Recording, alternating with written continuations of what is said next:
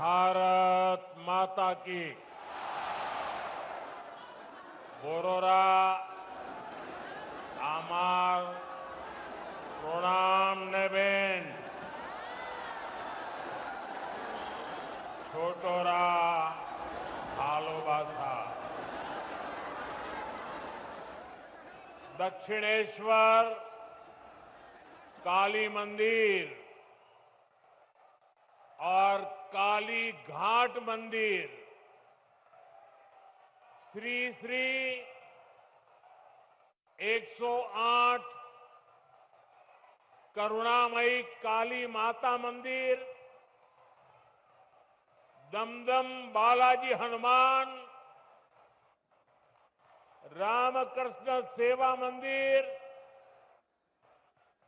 इन सभी पावन स्थानों में विराजमान देवी देवताओं को मैं आस्थापूर्वक नमन करता हूं। आज कौशकी अमावस्या का पावन दिन भी है। मैं आप सभी को शुभकामनाएं देता हूं। साथियों, मैं ऐसे समय में कोलकाता आया हूं जब दुर्गा पूजा की तैयारियां शुरू हो गई है। कुमारटुली में माता दुर्गा की प्रतिमा गढ़ी जा रही है। बड़ा बाजार से पार्क स्ट्रीट तक कोलकाता नए रंग में, नई रौनक के साथ सज रहा है। आस्था और आनंद के पर्व के साथ जब विकास का पर्व भी जुड़ जाता है तो खुशी दोगुनी हो जाती है। यहां से कुछ ही दूरी पर मुझे कोलकाता मेट्रो और हाईवे से जुड़े बड़े प्रोजेक्ट का शिलान्यास और लोकार्पण का अवसर मिला है। मैं दमदम के, कोलकाता के आप सभी लोगों को बधाई देता हूं। साथियों, पश्चिम बंगाल आबादी के लिहाज से देश के सबसे बड़े राज्यों में से एक है। इसलिए जब तक पश्चिम बंगाल का सामर्थ्य नहीं बढ़ेगा तब तक विकसित भारत की यात्रा सफल नहीं हो पाएगी, क्योंकि बीजेपी का कन्विक्शन है, बीजेपी मानती है, बीजेपी की श्रद्धा है, बांग्लार उदय तबेई विकसितो भारतेर जय। इसलिए बीते 11 वर्षों में केंद्र की बीजेपी सरकार ने पश्चिम बंगाल के विकास के लिए लगातार हर प्रकार की मदद दी है। बंगाल में नेशनल हाईवे के निर्माण के लिए जितना पैसा कांग्रेस की यूपीए सरकारों ने अपने 10 साल में दिया था, उससे 3 गुना से ज्यादा पैसा भारत सरकार ने पश्चिम बंगाल को दिया है। रेलवे के लिए भी बंगाल का बजट पहले की तुलना में गुना बढ़ाया गया है। लेकिन साथियों, बंगाल में विकास कार्यों के सामने एक बहुत बड़ी चुनौती भी है। चुनौती ये कि बंगाल के लिए जो पैसा हम राज्य सरकार को सीधे भेजते हैं, उसका ज्यादातर हिस्सा यहां लूट लिया जाता है। जो पैसा भारत सरकार दिल्ली से भेजती है, वो पैसा आप लोगों पर खर्च नहीं होता। वो पैसा महिलाओं का जीवन आसान बनाने के लिए खर्च नहीं होता। वो पैसा टीएमसी काडर पर खर्च होता है। इसलिए गरीब कल्याण की अनेक योजनाओं में बंगाल देश के दूसरे राज्यों से पिछड़ा हुआ है। साथियों, यही स्थिति कुछ साल पहले हमारे पड़ोस में असम के भी यही हाल थे, त्रिपुरा का भी यही हाल था। लेकिन जब से असम और त्रिपुरा में भाजपा सरकार बनी है, गरीब कल्याण की योजनाओं का लाभ वहां जनता को मिलने लगा है। आज इन राज्यों में हर घर जल यह काम तेजी से चल रहा है। आयुष्मान योजना के तहत 5 लाख रुपए तक मुफ्त इलाज हर गरीब को मिल रहा है। गरीबों के पक्के घर बन रहे हैं। बंगाल में भी जनता तक सारी योजनाओं का लाभ पहुंचाने के लिए जरूरी है कि यहां पश्चिम बंगाल में भाजपा सरकार होनी चाहिए।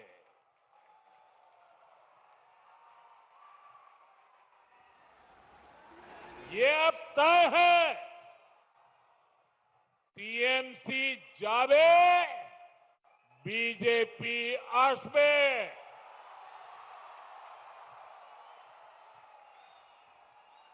भाइयों बहनों, ये धरती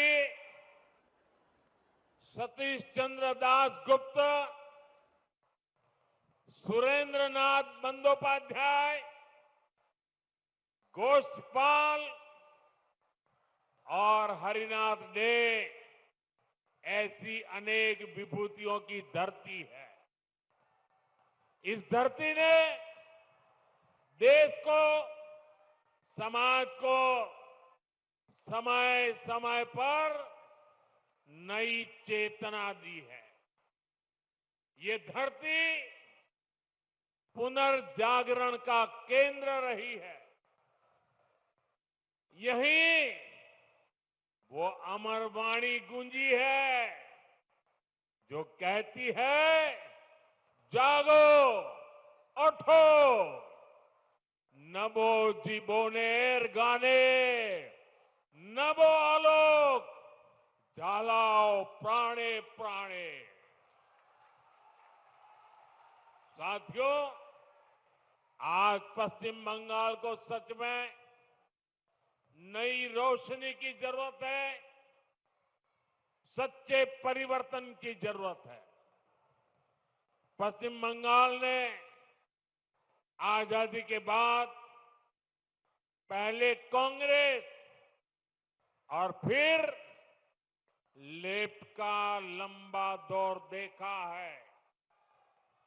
इसके बाद 15 साल पहले पश्चिम बंगाल के आप लोगों ने परिवर्तन का फैसला लिया था। आप लोगों ने मां, माटी, मानुष के नारे पर भरोसा किया था, लेकिन हालात पहले से भी ज्यादा खराब हो गए। भर्ती घोटालों से नौजवानों का भविष्य खराब हो गया। बहनों बेटियों पर अत्याचार बढ़ गए। क्राइम और करप्शन ये टीएमसी सरकार की पहचान बन गए। ये पक्का है कि जब तक बंगाल में टीएमसी की सरकार रहेगी, तब तक बंगाल का विकास अवरुद्ध रहेगा, रुका रहेगा। इसलिए आज बंगाल का जन जन कह रहा है, टीएमसी जाएगी तभी असली बदलाव आएगा।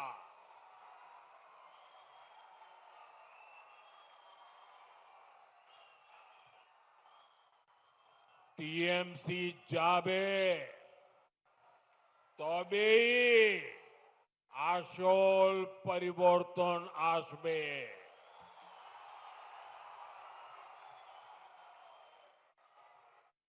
साथियों, 21वीं सदी के 25 साल तो बीत चुके हैं। आने वाले साल देश की तरह ही बंगाल के लिए भी बहुत अहम है। हमें ये समय ऐसे ही नहीं निकलने देना है। इसलिए बंगाल को चाहिए सच्चा परिवर्तन, आशोल परिवर्तन, परिवर्तन जो नारे में नहीं, काम में दिखे। परिवर्तन जो उद्योग लगाए, घर के बेटे बेटी को बंगाल में ही नौकरी दे। परिवर्तन जो बेटियों को सुरक्षा दे, मकान और दुकान को जलने से बचाए। परिवर्तन जो किसान को सुविधा दे, किसान को सम्मान दे, फसल का सही दाम दे। परिवर्तन जहां अपराधी और भ्रष्टाचारी सरकार में नहीं, जेल में होंगे। ऐसा परिवर्तन जहां सुशासन होगा, गरीब से गरीब भी सम्मान का जीवन जिएगा। और ये सच्चा परिवर्तन सिर्फ और सिर्फ भाजपा ही ला सकती है। और इसलिए बंगाल के घर घर में हमें एक बात पहुंचानी है। बंगाल के हर कोने से एक ही आवाज आनी चाहिए, बाजते चाय बीजेपी ताई।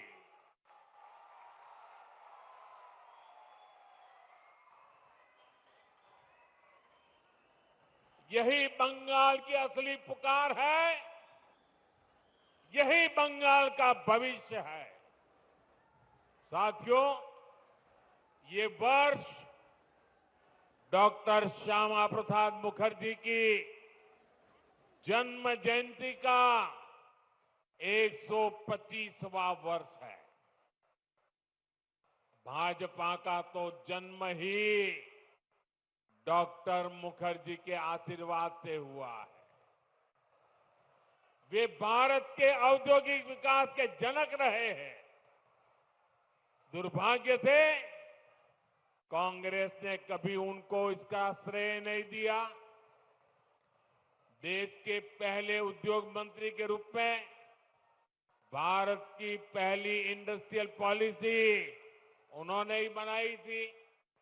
उनकी नीतियों में बंगाल की इस धरती की कुशलता थी, यहां से मिला अनुभव था। अगर हम उस नीति पर चले होते तो देश की तस्वीर कुछ और होती, लेकिन उन नीतियों को भुला दिया गया। फिर ऐसा भटकाव हुआ कि हम पूरी तरह से विदेशों पर निर्भर हो गए। और मेरे प्यारे बंगाल के भाइयों बहनों, हमें गर्व है कि हम डॉक्टर श्यामा प्रसाद मुखर्जी के सैनिक हैं। हम मां भारती के सेवक हैं। जो सपने डॉक्टर श्यामा प्रसाद मुखर्जी ने देखे थे, उसके लिए एक सैनिक की तरह हम अपना जीवन खपा रहे हैं। बंगाल की प्रबुद्ध जनता जानती है कि दूसरों पर निर्भरता यानी आत्मसम्मान पर चोट। इसी स्थिति से हमें देश को बाहर निकालना है। इसलिए आज देश ने आत्मनिर्भरता का मूल मंत्र लेकर के नई ऊंचाइयों को प्राप्त करने का फैसला लिया है। मेक इन इंडिया आज एक बड़ी सिद्धि बन रहा है, जिसके लिए हमारा कोलकाता, हमारा बंगाल जाना जाता था। वो गौरवशाली अतीत हमें मिलकर के फिर से लौटाना है। इसलिए आज बंगाल में एक ही गूंज है, टीएमसी के शोराव, बांग्ला के बचाओ। साथियों, भाजपा जो संकल्प लेती है वो सिद्ध करके दिखाती है। इसका ताजा प्रमाण अभी हमने ऑपरेशन सिंदूर के दौरान देखा है।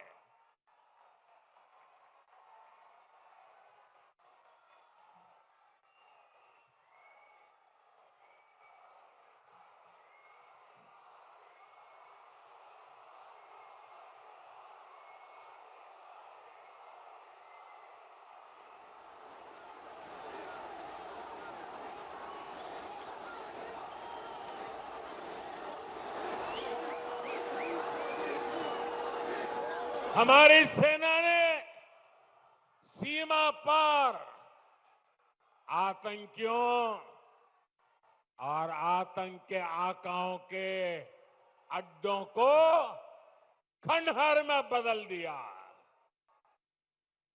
हमारी सेनाओं ने आतंकियों को ऐसा सबक सिखाया कि पाकिस्तान की आज भी नींद उड़ी हुई है। भारत की इस सफलता के पीछे बहुत बड़ी शक्ति मेड इन इंडिया अस्त्र शस्त्र की रही है। और मुझे गर्व है कि भारत की सेना को ताकत देने में बंगाल के इस इलाके की भूमि का बहुत बड़ा योगदान है। इच्छापुर में गुलामी के कालखंड में डिफेंस मैन्युफैक्चरिंग का काम शुरू हुआ था, लेकिन कांग्रेस की सरकारों ने भारत की ऐसी डिफेंस इंडस्ट्री को बर्बाद कर दिया था। हमारी सेना को विदेशों पर निर्भर कर दिया था।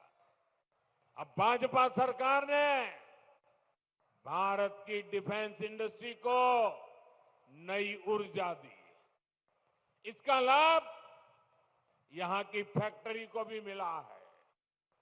आज ये फैक्ट्री आधुनिक राइफल और अन्य हथियार बना रही है। इससे यहां छोटे छोटे उद्यमियों के लिए नए अवसर बने हैं।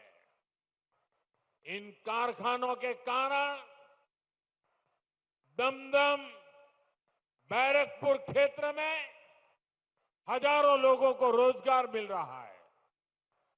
साथियों, इच्छापुर डिफेंस फैक्ट्री सिर्फ एक उदाहरण है। आप यहां 2026 में भाजपा सरकार बनाइए। हम बंगाल को डॉक्टर श्यामा प्रसाद मुखर्जी के सपनों का बंगाल बनाएंगे।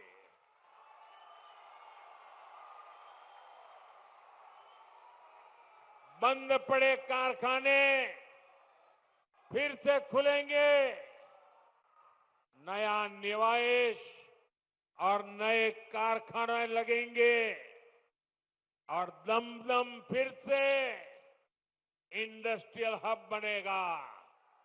ये भाजपा का संकल्प है।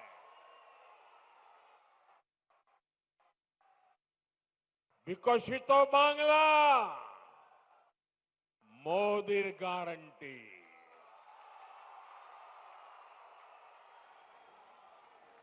साथियों, भाजपा के पास पश्चिम बंगाल के विकास का एक ठोस प्लान है, एक रोडमैप है। लेकिन टीएमसी विकास की दुश्मन है। इसका साक्षी ये दमदम क्षेत्र भी है। ये कोलकाता के सबसे अधिक भीड़ वाले इलाकों में से एक है। यहां की स्थिति क्या है, ये आप आए दिन महसूस करते हैं। देश के ऐसे शहरी क्षेत्रों के विकास के लिए स्मार्ट सिटी मिशन चल रहा है, लेकिन टीएमसी सरकार ने इस मिशन से जुड़ने से भी इनकार कर दिया। लोगों को असुविधा होती रहे, विकास ठप होता रहे, लेकिन टीएमसी का मिशन जैसे तैसे बीजेपी को रोकना है, केंद्र की योजनाओं को रोकना है। मैं बंगाल के भद्रलोक से पूछता हूं, क्या यह तरीका सही है? क्या ऐसी पॉलिटिक्स से पश्चिम बंगाल का भला होगा? इसलिए मुझे आप सभी का आशीर्वाद चाहिए। आप यहां भी भाजपा को एक बार अवसर देकर देखिए। साथियों, बंगाल में भाजपा आएगी तो रेल और मेट्रो का तेजी से विस्तार होगा। मैं तो चाहूंगा कि यहीं पर इलेक्ट्रिक व्हीकल से जुड़ा व्यापक इंफ्रास्ट्रक्चर बने। यहां बहुत बड़ी मात्रा में इन्वेस्टमेंट आए, नौजवानों को रोजगार मिले। ये तभी होगा जब यहां कानून का राज आएगा, जब यहां भ्रष्टाचार पर लगाम लगेगी और जब बंगाल में डबल इंजन की भाजपा सरकार होगी। साथियों, पश्चिम बंगाल के पास इतिहास और संस्कृति की भी अनमोल धरोहर है। ये बांग्ला विरासत विकसित बंगाल बनाने के अभियान को प्रेरणा देगी। बीजेपी सरकार पूरे गर्व के साथ बांग्ला भाषा और बांग्ला संस्कृति को सशक्त करने में जुटी है। ये हमारा सौभाग्य है कि हमें बांग्ला भाषा को क्लासिकल लैंग्वेज यानी शास्त्रीय भाषा का दर्जा देने का सौभाग्य मिला।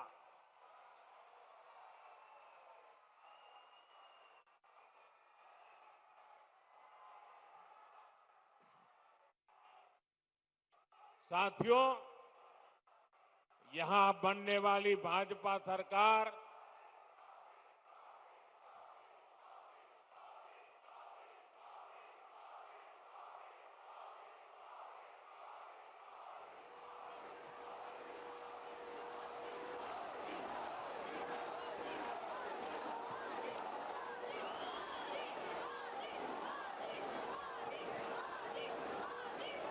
साथियों, जब भाजपा सरकार बनेगी, हेरिटेज टूरिज्म पर भी बल देने का हमारा प्लान है। साथियों, हम गंगा जी पर जो इनलैंड वाटरवे बना रहे हैं या फिर जो हमारा समंदर है, इसमें क्रूज टूरिज्म के लिए बहुत संभावना है। ऐसी हर संभावना को भाजपा सरकार बनने के बाद तलाशा जाएगा ताकि पश्चिम बंगाल के नौजवानों को काम के लिए कहीं और जाने के लिए मजबूर न होना पड़े। साथियों, इस बार लाल किले से मैंने देश की एक बहुत बड़ी चिंता की चर्चा की है। ये चिंता घुसपैठ के बढ़ते खतरे की है। कोलकाता के पश्चिम बंगाल के लोग समय से आगे की सोचते हैं। इसलिए आपके बीच मैं लगातार इस बहुत बड़ी राष्ट्रीय चुनौती की चर्चा करता रहा हूं। आजकल आप देखते हैं, जिन देशों को विकसित कहा जाता है, जिनके पास संसाधनों की कोई कमी नहीं है, वहां घुसपैठियों के खिलाफ मुहिम चल रही है। ये देश अब घुसपैठियों को ज्यादा नहीं सह सकता। घुसपैठियों को निकालना चाहिए कि नहीं निकालना चाहिए? घुसपैठिए जाने चाहिए कि नहीं जाने चाहिए? उनको भगाना होगा कि नहीं भगाना होगा? कौन भगा सकता है? कौन भगा सकता है? घुसपैठियों से बंगाल को कौन मुक्त करा सकता है? घुसपैठियों से बंगाल को कौन मुक्त करा सकता है? साथियों, मोदी नहीं, भाजपा नहीं, आपका एक वोट करा सकता है। आपका एक वोट, एक बार वोट दे दीजिए, ये घुसपैठिए भाग जाने लग जाएंगे जी। साथियों, भारत के पास तो संसाधन सीमित है। हमें अपने नौजवानों को रोजगार देना है, अपने नागरिकों को सुविधाएं देनी है। जो घुसपैठिए हमारे नौजवानों का रोजगार छीन रहे हैं, जो हमारे इंफ्रास्ट्रक्चर पर दबाव डाल रहे हैं, जो हमारी बहनों बेटियों के साथ अत्याचार कर रहे हैं, ऐसे घुसपैठियों को हम भारत में नहीं रहने देंगे।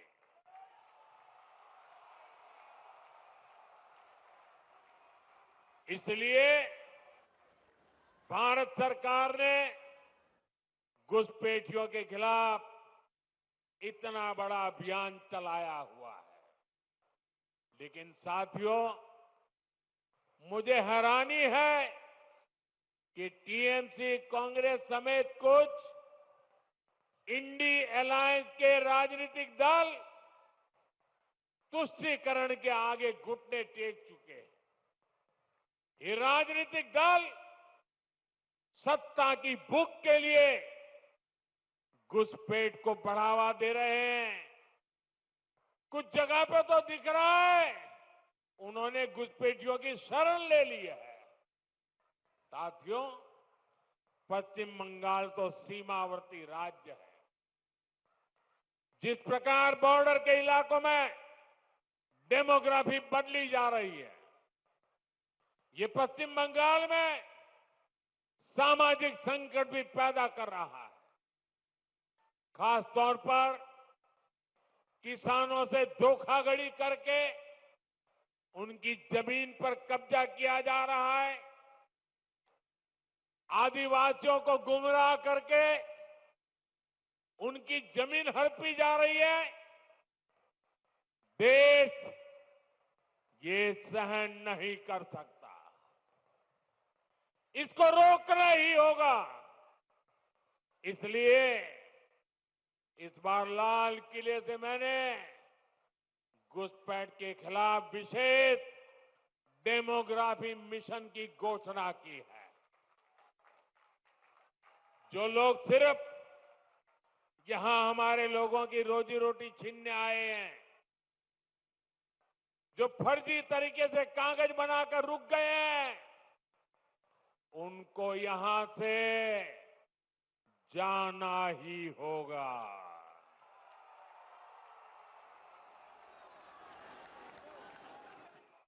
और ये काम ईमानदारी से पूरा हो सके, इसके लिए टीएमसी सरकार को भी यहां से जाना ही होगा।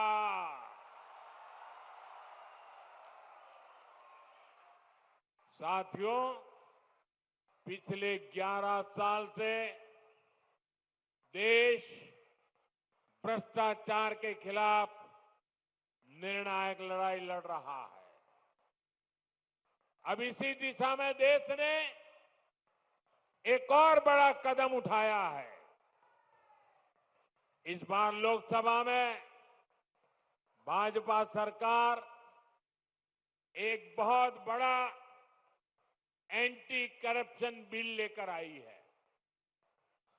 मैं बंगाल के लोगों से इस बिल के बारे में विशेष तौर पर बात करूंगा। साथियों, आप भी जानते हैं, हमारे देश में अगर एक छोटा सा सरकारी कर्मचारी, चाहे वो सरकारी कर्मचारी ड्राइवर हो, प्यून हो, सरकार की किसी कैंटीन में काम करता हो, सरकार में कहीं साफ सफाई का काम करता हो, अगर वो कर्मचारी को किसी पुलिस वाले ने जेल में बंद कर दिया, तो करीब करीब 50 घंटे में अगर उसको जमानत नहीं मिली और 50 घंटे जेल में रह गया, तो ऑटोमेटिक उसकी नौकरी चली जाती है, सस्पेंड हो जाता है। एक छोटा मुलाजिम 2 दिन अगर जेल में रहे तो उसकी जिंदगी तबाह करने के कानून है। लेकिन कोई मुख्यमंत्री, कोई मंत्री, प्रधानमंत्री अगर जेल चला जाए तो उसके लिए कोई कानून नहीं है। और हालत तो देखिए, आजकल ये लोग इतने गिरे हैं कि जेल से भी सरकार चलाने की कोशिश कर रहे हैं। पश्चिम बंगाल ने ये साक्षात देखा है, बार बार कई बार अनुभव किया है। टीएमसी के एक मंत्री टीचर्स घोटाले में आज तक जेल में है। शिक्षक भर्ती का गंभीर घोटाला, घर से नोटों का पहाड़ मिला, लेकिन तब भी वो मंत्री कुर्सी छोड़ने को तैयार नहीं थे। जनता की हर भावना को यहां निर्ममता से कुचला जाता रहा। इसी तरह टीएमसी के एक और मंत्री पर गरीबों का राशन लूटने का आरोप है। इनकी भी करोड़ों रुपए की संपत्ति जब्त हो चुकी है। ये मंत्री भी जेल जाने के बाद कुर्सी छोड़ने को तैयार नहीं थे। इन्होंने भी जनता की भावना की, संविधान की भावना की कोई परवाह नहीं की। साथियों, आप मुझे बताइए, ऐसे लोग जो भ्रष्ट हैं, जो जनता को धोखा दे रहे हैं, क्या उन्हें सरकार में अपने पद पर रहने का हक है क्या? हक है क्या? हमने तो ये देखा है कि मुख्यमंत्री तक जेल जाते हैं, लेकिन वो जेल से सरकार चलाते हैं। ये संविधान का, लोकतंत्र का सरासर अपमान है और मोदी संविधान का यह अपमान होते नहीं देख सकता। इसलिए मैंने तय किया ये सब नहीं चल सकता। मंत्री हो, मुख्यमंत्री हो, अरे इतना ही नहीं, प्रधानमंत्री को भी सख्त कानून के दायरे में लाया हूं। अगर पीएम भी 30 दिन जेल में रहे और उन्हें जमानत न मिले तो अगले दिन उनकी कुर्सी भी चली जाएगी। लेकिन साथियों, टीएमसी के लोग भ्रष्टाचार के खिलाफ इस कार्रवाई पर भड़क गए हैं। वो इस कानून का विरोध कर रहे हैं। टीएमसी के लोगों ने संसद में इस बिल को फाड़ने की कोशिश की है। ये दिखाता है कि टीएमसी की पूरी राजनीति कैसे भ्रष्टाचार के पहाड़ पर टिकी है। इसलिए लोग इतने डरे हुए हैं, भ्रष्टाचारियों को बचाने में जुटे हैं। साथियों, हर चुनौतियों को परास्त करते हुए पश्चिम बंगाल फिर से भारत के विकास का पावर हाउस बन के रहेगा। इस संकल्प को लेकर हमें आगे बढ़ना है।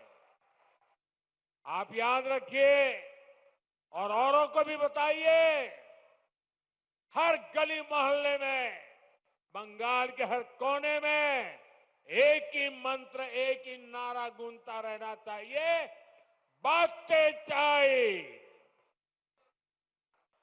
बांटते चाय, बीजेपी ताई, बांटते चाय, बांटते चाय, बांटते चाय, बांटते चाय, बांटते चाय। एक बार फिर आप सभी को इतनी विशाल संख्या में और इतनी ऊर्जा के साथ इस सभा को सफल बनाने के लिए मैं आपका आभार मानता हूं। मेरे साथ बोलिए, भारत माता की, भारत माता की, भारत माता की, वंदे वंदे वंदे वंदे वंदे वंदे वंदे वंदे वंदे वंदे वंदे वंदे